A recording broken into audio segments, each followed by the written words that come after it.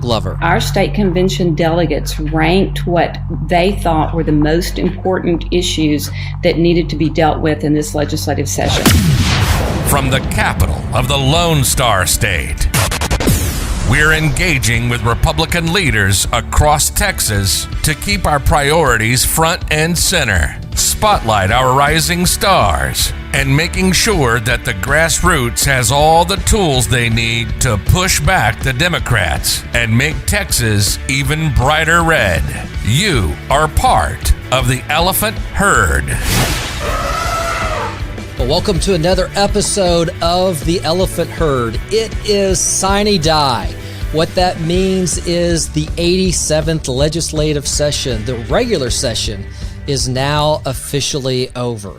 And we're going to have a recap of what happened. There were some interesting events, certainly closed on, the Democrats walking out.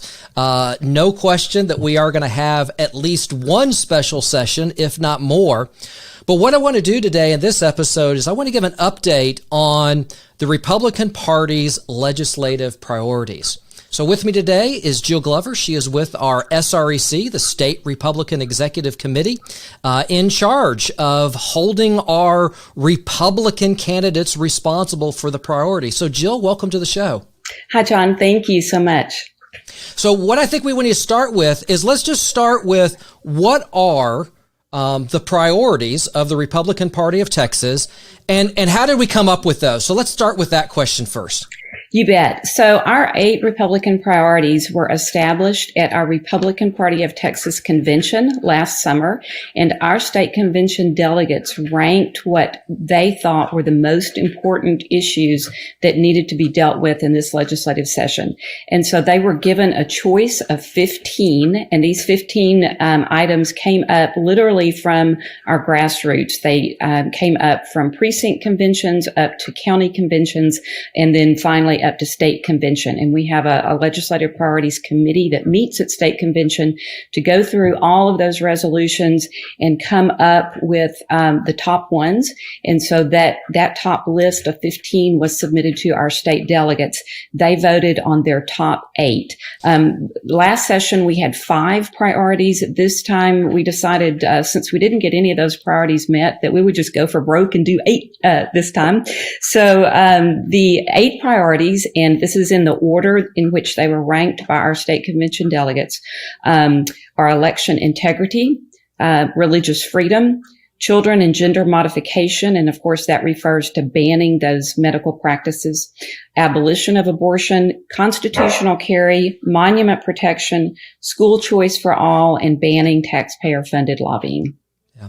So one of the things I think is really important that we get started is really emphasizing this was a bottoms-up priority selection. This was not the party chairman saying something. Now, I know that he did add a 9th, but these 8. So correct. Just to kind of emphasize, when we talk about the convention, who's at, how many people are at the convention and who's there? Because I think it's really important that we understand who set these priorities, because a lot of people have their priorities. Certainly, the governor had his that he stated at the beginning of the session, the lieutenant governor and the speaker, they all had theirs. I think it's real important. So just kind of give us a little color of who shows up at the convention. Who are these people? How many are they? And why should we care? Why should these be important to us? You bet. That our state Republican Party delegates are people who are active locally. They usually consist of precinct chairs or local activists, or people who really care about the Republican Party and the principles that we stand for, right, of liberty and limited government, protecting our traditional family values, those kinds of things. So these are your average citizens who really love our state and and care about our liberty and our freedoms. Generally at state convention, we can have up to 9,000 delegates. This past convention, I believe we had about 6,000 to 7,000 participating. This convention, our last one, was a little bit different in that it was virtual, and that, of course, as we all know, presented some challenges, but we still managed to do the business of our state convention and get these priorities passed. And you're right, our chairman, Wes, did add one more priority, which was reining in executive overreach. And that was actually one of the items in those top 15. I think it came in maybe around number 10. But of course, he felt like it was so important this past year, that it needed to be addressed. And I think probably had the convention happened a little later, like maybe August or September, it would have been right there in the top 8 because, so many things were continuing to go on. We were still kind of figuring out what was going to go on. Exactly. I'll just say true colors had yet to appear at that time. That's right. But so this is the grassroots activist.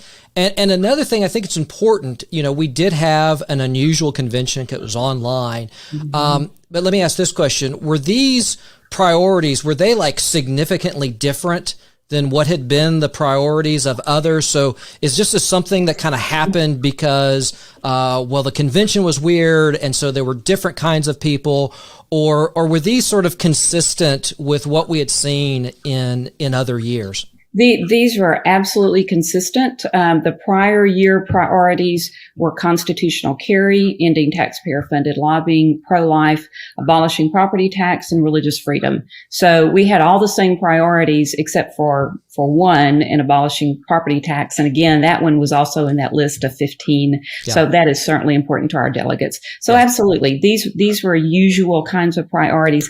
I will say the one that was a little different was children and gender modification.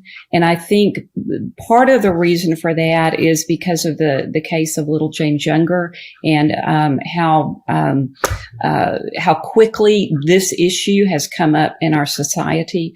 And of course, he's not the only child that's affected in that way. But that one was a new one, but it came in number 3. And so it is certainly something I think that our delegates and our citizens are concerned with as they look at our culture and what is happening to children and how children are being targeted. Great. All right. Well, what I'd like to do now is let's just go ahead and go through each one. And you're the expert, so I know you've been down there on the Capitol grounds. You have been in the trenches almost on a daily basis. I've kind of been the, typical, Republican activist, right? I mean, I have my other job, my other stuff. So I think what we'd like to do is we go through each one, you give your rating of 1 to 10. I'll sort of give my rating of 1 to 10, and let's just kind of see, before we even talk about special sessions, what's the scorecard for what just ended? So let's go ahead and go from 1 to 8. Okay, sounds good. Election integrity, as you know, the big omnibus bill that we were hoping to get passed died at the very last minute. The Democrats walked out, although I will say that our own probably did not manage the calendar as well as they should have. So we did get, in terms of our priority election bills, we got one passed. So we did get some other bills having to do with election integrity that didn't meet the wording of our priorities. So we do have a few other good bills that were passed. So, I would maybe give this a 1. So in terms of what passed, I mean, just give a flavor, because I think this is another thing, people, we had an election integrity bill pass. What exactly passed? Because there really are a number of things in that bag. There's voter ID. There is criminal offenses. There's a number of pieces. Of the pieces that are in the bag, what actually got passed and is either sitting on the governor's desk or has been signed already? So we did have House Bill 574, and the description of it is relating to the prevention of fraud in the conduct of an election. And I'll just read you our priority, because this one did meet that priority. And our priority is require citizenship verification of each voter and felony penalties for election code violations that threaten election integrity. So this bill was by Bonin and Goldman, and it's House Bill 574. And it's a smaller bill, but it passed, and it will be sent to the governor. Okay, I think I'm going to agree with you. Just as kind of that citizen that's paying attention, I agree. You know, if on a scale of 1 to 10, we got 1. So, what's number 2? Number 2 is religious freedom. We did a little bit better, and I'll just read that priority too. It says to restore the rights of individuals, organizations, and businesses to exercise their sincerely held religious beliefs by prohibiting local ordinances, state laws, or executive orders that violate these rights. So we did get 7 religious freedom laws passed. We got, one of them, I'll give you just an example, was relating to the display of the national motto in public schools and institutions of higher education. And that national motto, of course, is "In God We Trust." And so this bill will say that our public buildings need to have that national motto displayed somewhere, which is a great thing. What disappointed me out of all of the 7 bills is that there weren't any freedom of conscience bills passed. There was a really good one that we had that would have protected the rights of healthcare providers in terms of freedom of conscience and religion, and that one did die. But we do have 7, and some of them, were good, decent bills.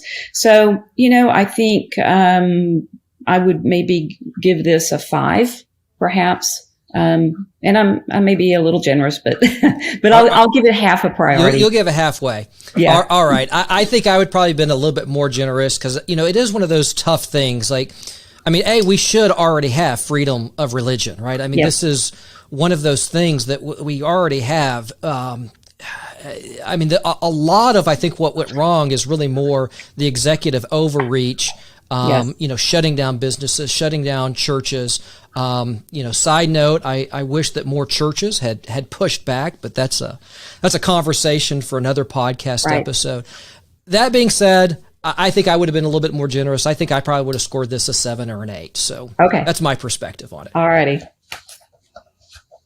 All right, number 3. Number 3, children and gender modification. So I was the chair of the subcommittee for this particular priority. And the priority reads, abolish the following practices for minors: intervention to prevent natural progression of puberty, administration of opposite sex hormones, and performance of any type of gender reassignment surgery. So we had 7 bills that started between the House and the Senate. And our bills actually made really decent progress until they hit the Public Health Committee and Calendars Committee, where they slowed down. Our first bill, which was 1499, Representative Krause's bill, it basically was killed in Calendars. And so we were very disappointed about that. At the last minute, we had another bill, Senate Bill 1311 by Senator Hall, that was very similar. And again, it was a victim to the process, and the process was controlled, frankly, by our speaker and by the Calendars Committee and by the chair of the Public Health Department, who honestly just did not seem to be real excited about this legislation going through. So this is a 0. I'm very disappointed about it. We could have protected a lot of kids with this particular bill, and this one failed. All right, I'm going to be even more negative, because if I could give a negative score, I would give these guys a -10. There should be nothing more brain dead than we do not cut off the genitals of healthy minors. That should be a brain dead. And here's what's just infuriating about it. Okay. So I'm going to be the citizen that's just a bit infuriating. It'd be one thing if they'd come out against it, but it was all the shenanigans that they used to kill it. I mean, I think that's what, speaking as that grassroots person, that person that's been at the convention a time or two, it's the shenanigans. It's the fact that you had the governor, tweeting this support about, I'm going to investigate, I think it's James Younger's son, but did absolutely nothing in public to promote this. And clearly, Speaker Phelan, I'm just going to name it. Speaker Phelan clearly killed this bill. He did. I'm not convinced that Lieutenant Governor Patrick was particularly excited about it, but it did get through the Senate. So, we have to, results matter. So I won't be particularly critical. But this one just absolutely infuriates me. It goes to protecting children. It goes to the change in our culture about calling right wrong and wrong right. And like I said, if I had to score this one, I would score it a -10. This is just infuriating. I agree with you. And what's important about this particular bill is this is a child abuse bill. This is about protecting children from medical child abuse, because these kinds of practice sterilize kids, and they mutilate them. They physically mutilate them. And the fact that our legislators were not willing to protect children, frankly, to me, is appalling. They had opportunity after opportunity. They certainly had all the information. We had a really large grassroots education program on this particular issue. We gave them documentation of the various pediatric gender clinics that have popped up in the state of Texas. There are now 17. And so Texas is kind of known now as a center for performing these kinds of surgeries and giving this kind of treatment. And people bring their kids from all over the United States here, frankly, to get this treatment. And so this was a real opportunity to shut down a hideous practice and really, as you say, make a cultural difference. And they passed on it. And not only did they pass on it, you're right, there was direct opposition to it. Yeah. And frankly, that's inexcusable. Inexcusable. All right. What are we at? Number 4? Number 4, constitutional carry. Well, you know what? This was a surprise. At the beginning of session, several representatives and senators told me, you will not get constitutional carry passed. And you know what? Our grassroots said otherwise. And honestly, if it were not for our grassroots and some really, really concentrated effort on lots of people's part, this wouldn't have passed. But we did manage to get a bill 1927, which is now sitting on the governor's desk, which does give Texas, and I'll just read the priority, restored legal Texas firearms owners' rights to carry them openly or concealed without a permit, while maintaining the option of a permit for reciprocity purposes. And so House Bill 1927 does meet that priority. There are some exceptions for college campuses and other places that we hope maybe will be tweaked next session, but we did get this priority. And so in terms of scoring it, I would say, you know what, it almost met the priority completely, close enough. I'd say give it an 8. Okay, I'm going to be a little more generous. I'm going to give it a 9. I think what they should have just said is, same rules apply with or without a permit. Permit is there just for reciprocity. They did fail on that campus. I have a daughter on that's a college age and student. I think that's a failure. But I would give them an A. So I'd give them a 9. Sounds good. Monument protection is next. All monuments or markers in our state shall be protected by law from being removed, defaced, destroyed, or otherwise dishonored. In particular, specific protection shall be given to the Alamo Cenotaph, which shall not be removed from its current location off the Alamo battlefield footprint. All right, I'll be honest. When I saw that this particular priority was in the top 8, I thought, I agree with that. I'm not sure it's one of the most important, but I have changed my mind about that, because this particular priority is about preserving our history. And right now, the other side wants to erase and change and rewrite our history. And so I really see this particular priority as critical, and it should have been a no-brainer for Republican legislators to pass really good, robust legislation on this, right? Yes. So here's what we came up with. We got one little bill, just one. What did we get? One little bill, and let me give you the name of that bill. It was HB 3584 by Muir, and it's not related to our monuments, but it is related to protecting historical markers. And so, that's a good thing. But we did not get Alamo protection or cenotaph protection, and that is very, very disappointing. Yeah. So. Yeah. So, my perspective, I'm a direct descendant of Davy Crockett, so very proud of the Alamo. I think with you, if I had gone back to the convention, I don't know that this would have made my top 10, but right. The tie-in here, and certainly during the legislative session, the tie-in is what we're seeing with critical race theory, which is Correct. Basically retelling our history. And there is a direct tie-in with our monument protection and our critical race theory. And again, this cultural fight to restate our history. And again, I think no brainer. I don't even know if I'd give them a 1. I might give them a 0 on this. Right. Certainly, although not legislative, I think there's some things that the land commissioner could have done. He continues to not do anything to protect these monuments. Yes. Again, discussion for another podcast. But I'm kind of with you. I'll give it a 0.5. I would agree with that. I would agree. School choice for all. This says empower parents and guardians to choose from public, private, charter, or homeschool options for their children's education using tax credits or exemptions without government restraint or intrusion.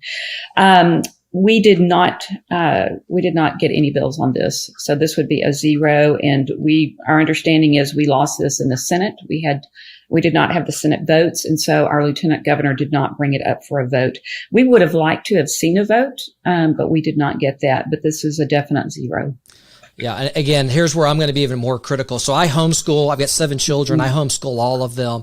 Again, we just watched what happened when the schools shut down, and people were just, all this money that we spend on public education, all this money to send, and when you needed them most, they were the first to shut down, and they've been the last to reopen. This should be an absolute outrage. And here are parents that were left with no option, nothing to do. If there was ever a case that could be made that said the money needs to follow the child and the parent needs to decide where to go, this was the year, this was the session, and, like you, extremely disappointed that there was not a vote, because every year these elected officials come out and they talk homeschoolers and they talk all this stuff, and then they're not even willing to vote for it on the floor and take a stand with it. Extremely disappointed. Definitely lost an opportunity here, and we should have gotten some more. And the fact that it was killed, so early and without any recourse, was absolutely unforgivable, in my opinion. I agree. Our very last one is banning taxpayer-funded lobbying.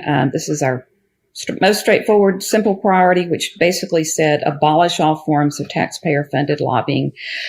We had a couple of bills that we were hoping would make it through. We wound up with nothing. In fact, what actually happened, again, I think was worse than nothing, in that our bill out of the Senate came back over to our State Affairs Committee, and Representative Patty basically rewrote the bill and made it favorable for lawyers to become lobbyists without any problem.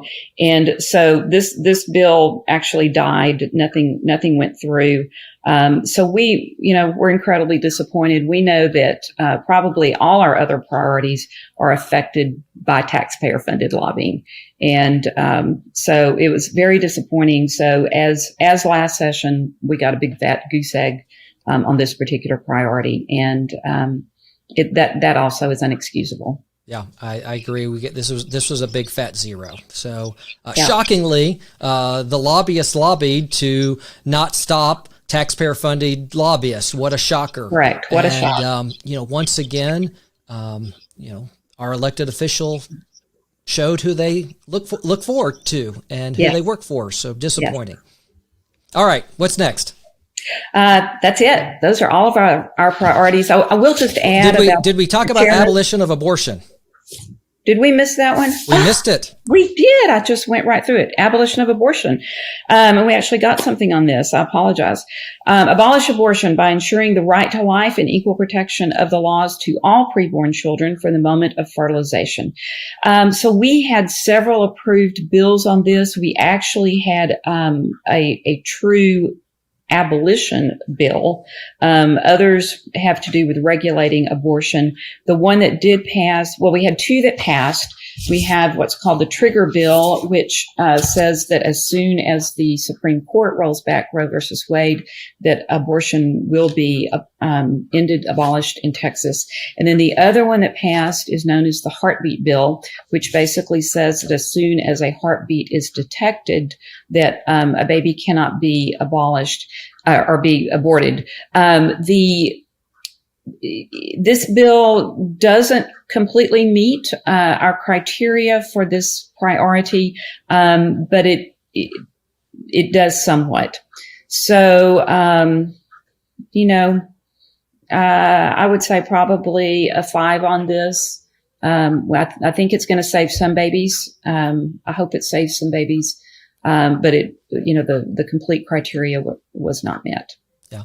So I'm going to be a little bit more excited about this one. I would have scored them an 8, maybe even a 9. I think the trigger bill, it basically says that if Roe is overturned, we're done. The heartbeat, I actually think that is a good bill. And I think it moves the needle a long way.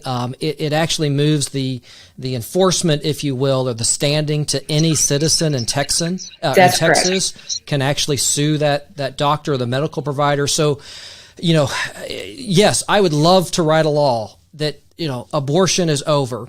The reality is we still have a lot to do on changing the hearts and minds of people. Unfortunately, we have a lot of people that find this evil, abhorrent sin completely normal, and that's a reality that we live in. But in terms of actually doing that and actually providing a tool, which is, going after those doctors that are doing it and moving that to individual Texans that are defending the rights of the unborn Texans. Okay, I think that's a good move. So I'd be more generous. I think this was good. I'd give them an 8, maybe even a 9 on this priority. Sounds good. All right. Well, we're going to take a little break here for a moment. And when we come back, I'm going to ask you, what is it that keeps you up at night? Sounds good. You're listening to The Elephant Herd. We'll be right back. Promises, God's promises. He makes them and he keeps them. Hi, I'm Pastor Schober. I want to share with you one of my favorite promises from the New Testament. It's in Hebrews 13, chapter 13, verse 5, and it simply says, I will never leave thee nor forsake thee. And that's said several times in the Bible, both Old Testament and New Testament. God's wanting us to know He's with us. He sticks with us. He's the friend that's closer than a brother. He is our Father and our elder brother. Jesus says, I will never leave you nor forsake you. You can depend on that. That's God's word, and His word is true. So I share it with you today. Don't forget it. Remember, God keeps His promises. From the capital of the Lone Star State, welcome back to the Elephant Herd. We've been having a discussion about the 87th regular session here in Texas, giving a scorecard on our 8 priorities. And, recap, I think we did okay on about 2 of them. I think a complete failure on the other 6 is how I think we'd score it. So, Jill, what I want you to do here is, you can stay on legislative and politics, but the question to you is, what is it that keeps you up at night? You bet. There's a couple of things I think about. Number one is we are really at a precarious place right now in our nation, and what is happening in the current administration is very concerning. It's very scary in a lot of ways. A couple of things that this administration wants to do is completely erode our election system with H.R. 1. And then the other thing they want to do is completely erode our religious freedoms with H.R. 5, the Equality Act. And so we've got two big threats that I fear that the administration is going to make good on. And so that was one reason why it was so critical, in my view, to get our legislative priorities passed completely this session, because we as the state of Texas must stand, right? We are, Texas is known, I think, as should be the leader. Florida's kind of kicking our rear right now, but I think the leader. Ron DeSantis is showing us how it's done. He is. But, we are still Texas, and we should be the state that is strong and that stands. And quite frankly, this session has been a letdown, and we may get a second chance in a special session, and I pray that we do. But it is really concerning to me that we have not taken the opportunity this session to strengthen laws, to enact other laws that will protect our freedoms and our election system, right? The other thing, though, too, that I think about is the really wonderful bright spot of this session, and that was our grassroots. We had more grassroots engagement. We had more phone calls, emails, visits to the Capitol by our Republican voters and citizens than we have in any other session. And people are waking up. They're participating in their government. They're stewarding their government. And I think that was a huge blessing. And that encourages me, and that gives me hope. I think, people are awake and aware now. And so I think we still have opportunity to stand and to do some good things. But I think this is a wake up call, frankly, that we need to participate, and we need to be very careful who we are putting in office. Yeah. I think it's a great place to end. And you're absolutely right. I think the call to action after this is what I want everyone that's listening to this is you go through. You evaluate your elected representative. You evaluate the governor, the speaker, the lieutenant governor, and decide, did they act in your behalf? They are supposed to be serving you. And so that's the question. That's, I think, the responsibility for every engaged citizen is to look at this session and evaluate. Did they do what they said they were going to do? So I'd encourage you to do that and leave comments. How do you think? What would you rate the priorities? Would you have had other priorities do that? Well, if you do have any questions or comments or suggestions for other podcast episodes, you can contact me. You can send me a text directly at 512-729-5712. The Elephant Herd is provided by Texas Political Training and Empowerment and the Republican Party of Texas and is not authorized by any candidate or candidates committee. If you found this episode valuable, please subscribe to the Elephant Herd. Leave an honest rating. You can get all the links to your favorite podcast listening apps at texasgop.org/podcast.